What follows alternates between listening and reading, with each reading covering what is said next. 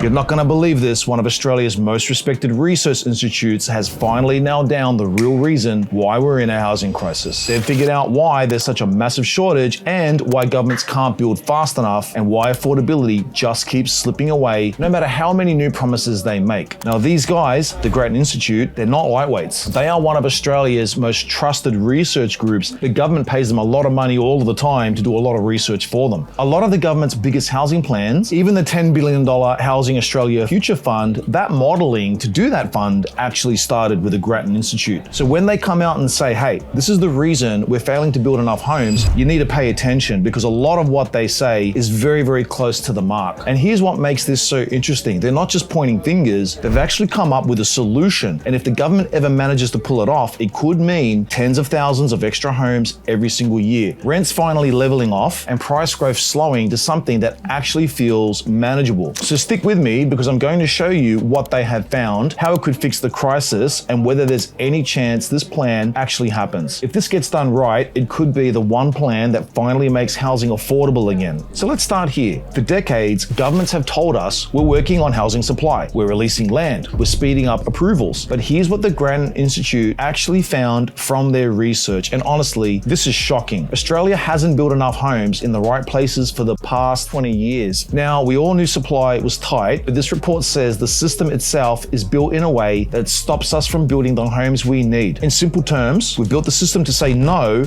by default. Developers applied to build homes, councils push back, and the projects that could actually make a difference get stuck for years in red tape and objections. Here's the crazy part. 80% of all residential land within 30 kilometers of central Sydney and 87% in Melbourne is zoned for homes of just 3 stories or less. In Brisbane, Adelaide, and Perth, most suburbs are capped at 2 stories. So we're not just short on homes, we're short on well-located homes that kind near jobs, transport, schools, and services. And that's the part no one talks about. It's not that we're not building, it's that we're building in all of the wrong places. The Grattan team says that the current setup adds hundreds of thousands of dollars to the price of a home because the few areas that actually allow new builds, the ones close to the city, get flooded with demand. It's no coincidence that Australian cities are some of the least dense in the world and they're some of the most expensive.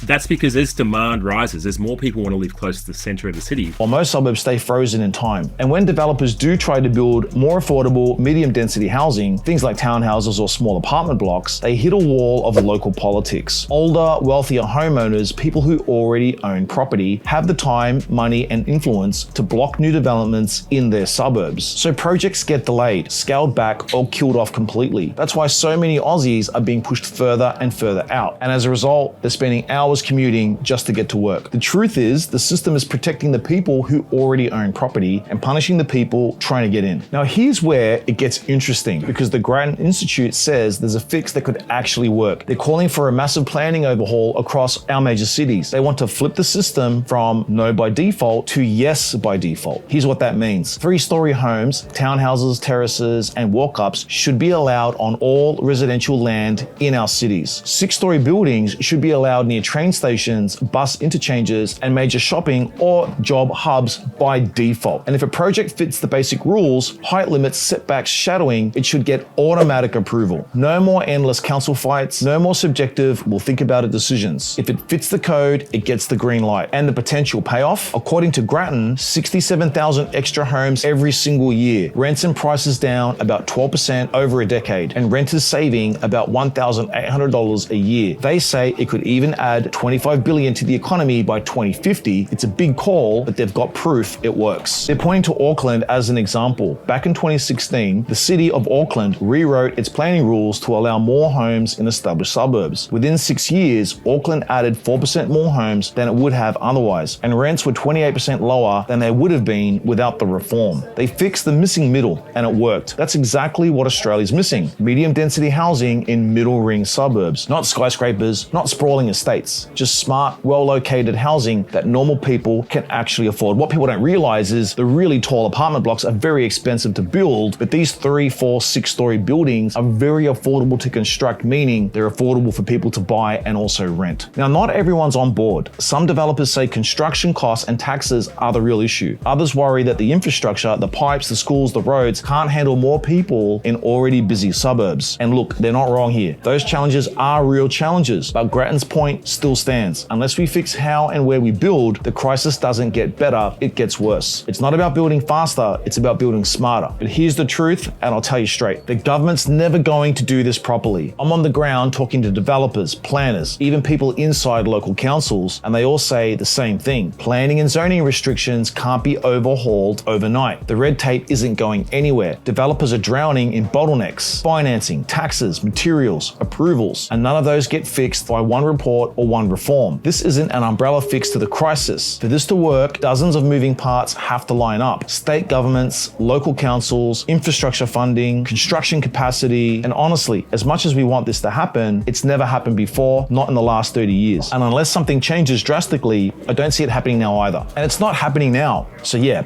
okay, so we've got a solution on paper, but the willpower to do it, that's the missing piece. One of the big issues that we have is our constitution and the laws of this country, the powers of local councils, state governments, and federal governments, it's all totally misaligned. So what do you think? Should government take this on and flip planning to yes by default? Because if they do, it could be the first time in decades we actually see real change. More homes, lower rents, and prices that stop running away from people. This is your daily property update, your 5 to 7 minute update on the property market every single day so that you can be a property insider. I've done another video on this topic about how councils can actually block supply in this video. Check out this video now. And please guys, drop your thoughts below. I genuinely want to know your thoughts on this issue or any examples that you have to share.